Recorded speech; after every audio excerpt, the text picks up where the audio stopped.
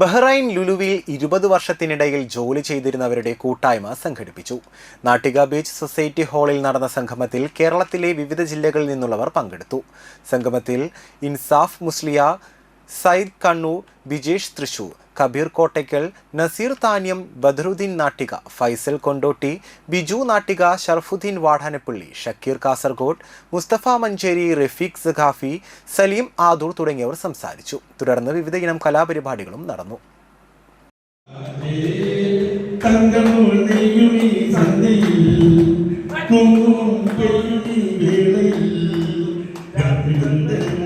സൗഹൃദം